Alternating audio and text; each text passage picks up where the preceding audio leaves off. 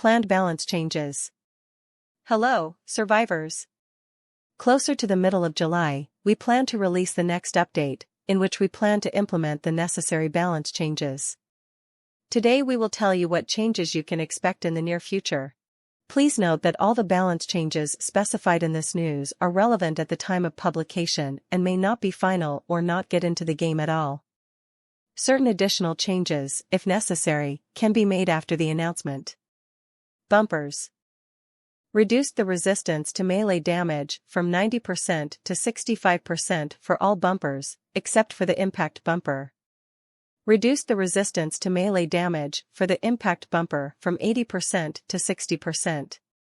Comment: bumpers are very effective in countering melee damage, which is especially noticeable after the frequency of their use as armor has greatly increased. All turret cannons from Little Boy 6LB to ZS-52 Mastodon.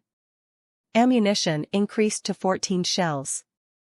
All cannons from Judge 76mm to CC-18 Typhoon.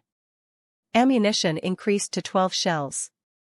Comment: cannons are weapons that are highly dependent on ammunition and, in the current realities, there may not be enough ammunition for them.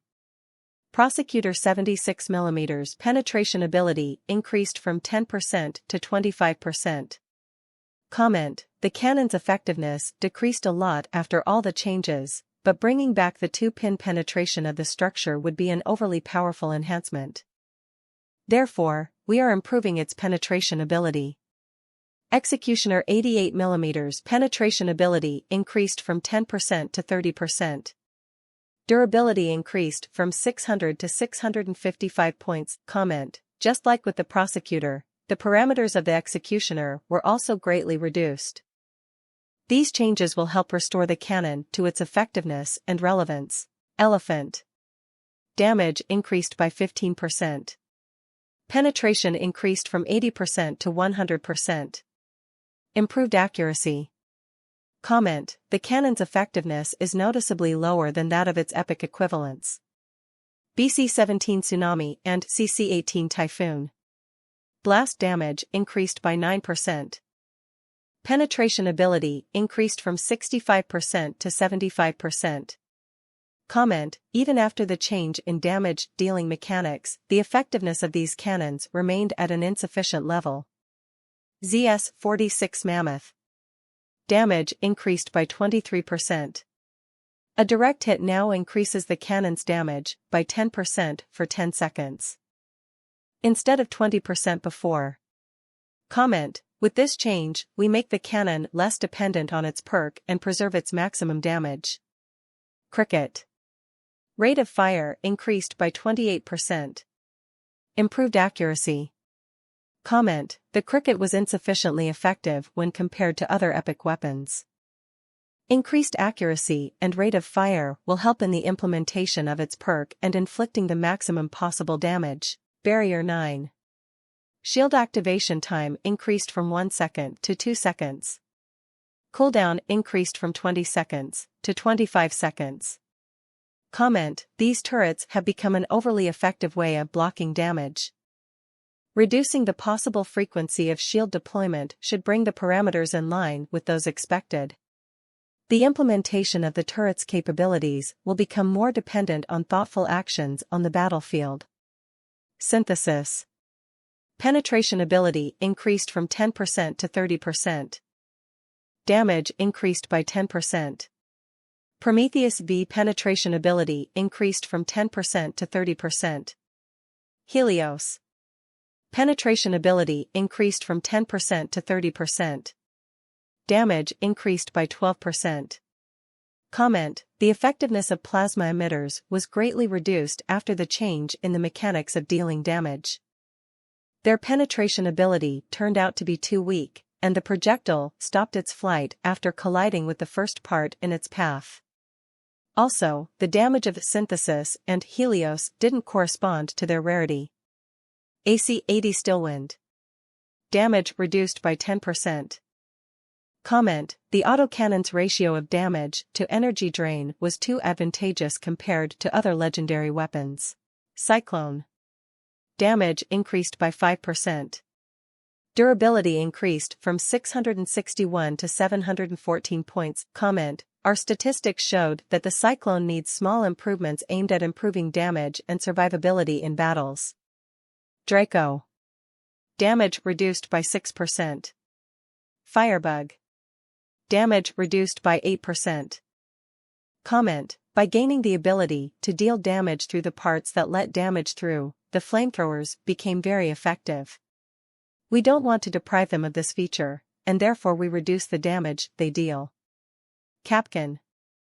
The delay before activating the mine has been increased from 1 second to 2 seconds. Comment: delay refers to the time from setting the mine until it is able to capture the enemy. This change should reduce the effectiveness of planting mines directly in front of the enemy and give him a little more time to react. Aspect. Damage increased by 23%.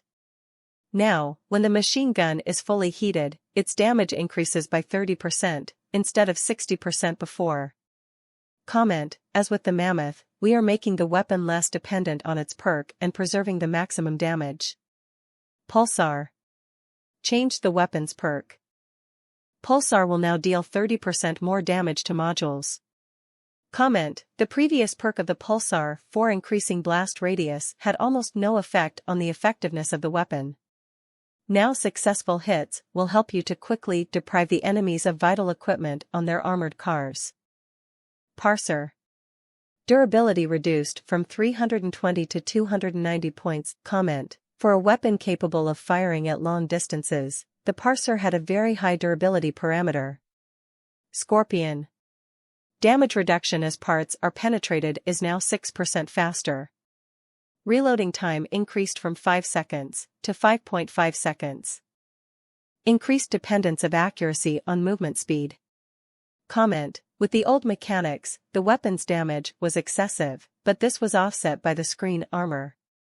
Now, it has become easier to implement damage and the average effectiveness of the Scorpion has increased. The changes should slightly increase the cost of a miss and make the weapon more dependent on the player's skills. Most of this seems good, but I must echo the who wants more melee effectiveness sentiment. They are still effectively a death sentence if they touch you. Why am I being punished for using mass limit to armor myself? Light builds with 1,000 bumpers on their front with their weapons buried in the center of it all kinda sorta dominate the game right now. Them being forced to use those bumpers elsewhere is not necessarily a bad thing. Unless you use those builds, of course. Because with their attempt to slow game down, they created heavy melee and grinders meta, which probably shouldn't be. Don't worry. Now hovers will be easier to catch and shred in pieces. But still almost impossible. Bumpers exist to reduce the damage caused by close combat. Is there any reason to use it if I reduce the proximity damage resistance? A bumper is not an indestructible part. Currently, the resistance to close damage is 90%, and even now, they are easily broken by frequent shocks. But if you reduce the resistance of the bumper, the regular parts that raise the HP would be better. It will be more efficient, but there will be no reason to use the bumper. I think it's probably caused by certain bumpers that are very durable. It's like a patch. But we need to balance some of the bumpers that are problematic.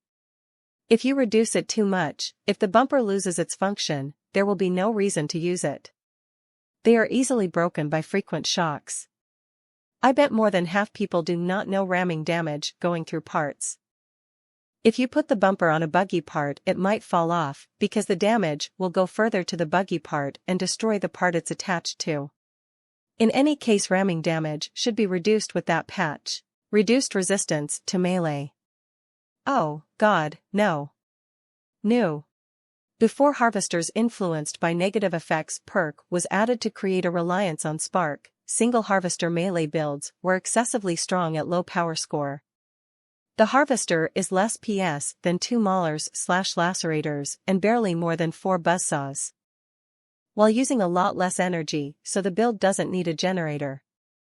Not only are the developers seemingly forgetting that and bringing it back, but bumpers' melee damage reduction being decreased to 65% greatly reduces their protection. A 100 durability bumper that currently has 1000 effective durability against melee would drop to 285. Melee weapons do so much damage, they'll tear through that like nothing, and there'll be no effective way to protect against them. Tracks and legs only have 50% melee resistance and aren't really an option at low power score. So these changes will bring back the one harvester seal, clubbing meta that formerly plagued low power score, and will make borer builds much stronger too. Not only are the developers seemingly forgetting that and bringing it back, I bet they just don't have any devs around who were working on it back then. So this kind of shit gets forgotten. Harvester/Sparkvester meta was cancer. Sparkvester was even before the reliance on negative effects perk, and the Spark was pretty bugged at making players overtonnage. Maybe Harvester builds will counter the borer players, or they will all just switch to a single Harvester, which might be easier to deal with than 5 borers that have all the same stats as a single Harvester. Oh yeah, just tell the new level 10s that they'll need to pick up a Harvester now. Good thing level 10s can't match with level 30s unless they party with a player who is level 30 or higher. I matched against a guy who salt messaged me a couple days ago. Guy was level 23, not prestige. And what level was the player they were partied with, because unless Gaijin reverted a patch, the party member would have to be level 30. They were quite obviously solo, as the 2 other players were in a clan together, and this was a new build, the rest were bots. The lower the population, the less it gives a shit about matchmaking properly. It's possible they were partied with somebody and they left during the map countdown or loading. It's not because it was 3v3. Then Xbox is trash, uninstall, move to PC. I use my PC for real games. If I could have all my stuff or cross-save, then sure, I'll take some extra frames, but I'm not fussed. Buff my Corvos please. Looking at Firebug and Draco changes, it's clear you guys don't play your own game. The issue with those is blight, something people have said for years and you refuse to accept it. The 40% on blight needs to be reduced. The developers must have known that they wanted to get players to buy packs in this way. After reading these changes more times, these are some of my thoughts. Harvester change is too much. The flat 50% might be okay, but the perk is far too overtuned. If reduced down to 10 or 5% could be a little bit better. Bumper change sounds like it will take plows into account, and that's a horrible idea. Plows should remain at 90%, and the blanket change you guys did isn't fantastic. Making everything 60-65% isn't a good way to go about this, and I'd like to see heavier bumpers having higher melee resistance than that, if not brought back to their previous 90%. Things I like: Cricket, Executioner, Prosecutor, Elephant, Tsunami and Typhoon, Plasma Emitters, Stillwind, Cyclone, Capcan, Parser, Scorpion, though I feel like a little bit more would be good. Changes I don't like or would like to see done differently: Draco and Firebug changes. I feel like these changes are a good idea, but done incorrectly. The problem with Flommers is both how low energy they are for their damage and utility you can carry due to said low energy, and blight. The insane boosts blight gives is what tips the scales over the edge. Pulsar. Why? This doesn't feel any better than the current perk, and I don't mean that as in make it higher percent. It doesn't make any sense and doesn't really benefit the weapon a whole lot. People use it to pop gens and ammo due to its area increase perk working as a sort of bootleg yokai. A different perk or keeping the one it has right now with stat increases seems like it would be a better approach. Aspect and Mammoth. So, just like Varun, you give it a backhanded buff followed by a perk nerf to make it less dependent on its perk. I must ask, who asks for these kinds of changes? I am seriously confused as to why you feel the need to dumb down the gameplay of these mentioned weapons when they lack the actual stats to compete. Mastodon has a significant advantage over Mammoth due to its better perk and accuracy gain mechanics on the charged shot. Same follows with Punisher and Aspect. People pick Spectre over it due to much better ease of use. Bumpers. As mentioned before, if this includes plows, you guys are making a huge mistake with this. We already have a really annoying melee meta in the lower tiers, and with the harvester changes this could make for a very unfun low-effort meta. Back on the bumper talk, but I decided to make a list to further explain my reasoning. Should keep their values. Second post cause of file limit. Shouldn't keep their values, but shouldn't be dropped to 65%. I feel like a higher percent like 75% could be alright, but 65% makes some of these bumpers far too squishy. I agree. The lower ones are practically only used as crutches for overperforming firedog builds. What the fuck do you mean? All those are great for both aesthetics and protecting your sides from rammers. And these days, everything that isn't a hover is a rammer. I find parsers were too easy to strip already, so with this patch I wonder if it'll make sense to use them in PvP.